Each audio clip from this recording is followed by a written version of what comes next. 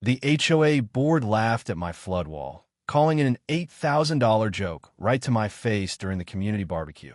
Winston Ashford III, the HOA president with his trust fund smirk and polo shirt arrogance, sneered, "What's next, Donovan?" "Sandbags."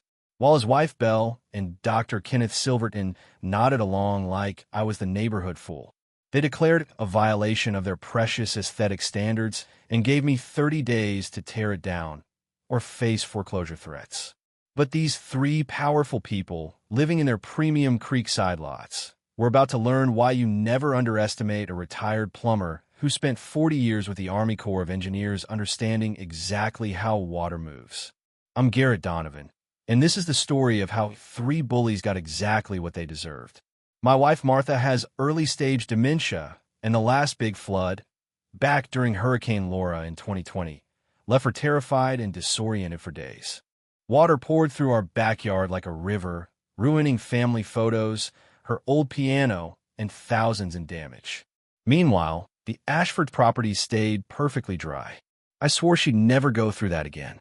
So I built a proper flood barrier, 3-foot high engineered stone with integrated drainage channels, fully permitted, professionally designed to redirect water safely. It cost me weeks of hard work and my life savings, but when it was finished, with flower boxes on top and subtle LED lighting, it looked elegant like something out of a magazine, while keeping our home safe. The HOA noticed immediately. Passive-aggressive notes turned into formal violation letters. Then Winston showed up at my door with his clipboard. "This fortress violates community standards," he said. Bell chimed in that it looked like trailer park trash. Dr. Silverton laughed from the street. "Sandbags and plastic sheeting next." They all chuckled like it was the funniest thing they'd heard. Something cold clicked inside me. Not rage, but the calm focus of a man who's fixed impossible problems for decades. If they wanted to fight over aesthetics, I'd give them one. But I'd also give them physics. I started digging. During my morning walks, I'd noticed storm drains redirected with concrete barriers and professional diverters, pushing water away from the creekside lots toward the middle-income section where I lived. Using old surveying tools from my Army Corps days, I confirmed it. Someone had illegally modified the entire drainage system. The original plans from 1987 showed natural flow to the creek through retention ponds and channels. But post-2019 changes, right after the Ashfords moved in, funneled water our way. The pieces fit. Ashford Development Company, Winston's inherited business, had done the work without permits. No environmental studies, no notifications, just emergency flood mitigation, timed after a hurricane when no one was paying attention. They protected their investments while flooding everyone else, then used selective HOA enforcement to pile on fines, trigger foreclosures, and flip the damaged homes for profit. 18 properties in 2 years, big margins each time. I rebuilt my wall even prettier. Natural fieldstone, curved to match the yard slope, hidden drainage, better protection than before. Then I prepare my case. At the emergency HOA meeting, Winston ranted about my medieval fortress. I stood up calmly. It's fieldstone masonry, same as million-dollar Tuscan villas. Everything's permitted: electrical, engineering, city approvals. I pulled out records. Winston's pool deck over the setback line. No permit. Bell's temporary gazebo up for 3 years. No foundation permit. Kenneth's boat dock on protected wetlands. EPA violation territory. The room went silent. I showed patterns. Creekside lots approved for everything. Middle section denied, even mailbox changes. Then I dropped the bomb. Someone had stolen drainage for years.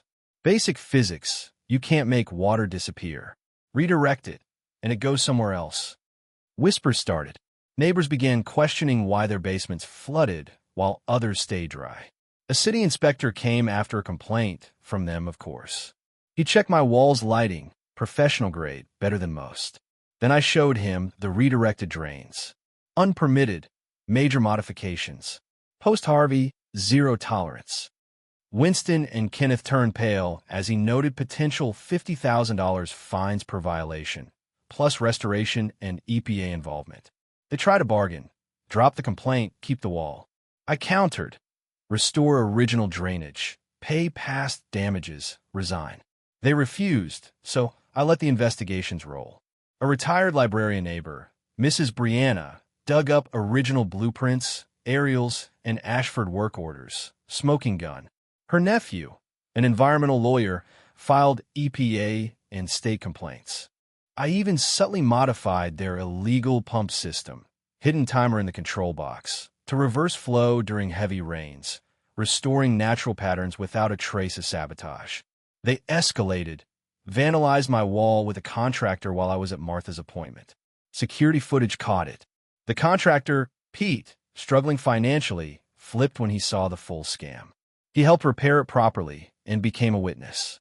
An emergency HOA meeting was called right before a forecasted storm. The room filled as word spread. Winston's PowerPoint bashed my wall. I projected the evidence. Original versus modified drainage, flood damage patterns, foreclosure timeline, Ashford profits. They've been destroying homes to line their pockets. Thunder rolled. Rain hammered the roof. Phones rang. Basements flooding, pumps failing, now reversed. Through the windows, water pooled around their houses while my section stayed dry. A news crew arrived, filming Winston knee-deep in his driveway, screaming for help as water poured in. I told the reporter, I didn't sabotage anything. I restored the original flow. Water always wins. The aftermath was swift. EPA fines hit $847,000 plus mandatory restoration. Insurance voided for intentional mods. Criminal indictments for fraud and conspiracy. Ashford development dissolved. The HOA dissolved too. New Democratic one formed. Community flood barriers funded. Improvements everywhere. Pete started a flood protection business. Mrs. Brianna archived the whole saga as a warning. Martha's good days increased without the stress. We sit by the wall now during storms, watching water flow safely past. It's become a landmark. Donovan's Wall, the one that brought down a criminal empire. Sometimes the best justice is handing the problem back to those who created it. And tonight, as another Texas storm rolls in, I'm content knowing the channels work exactly as nature intended.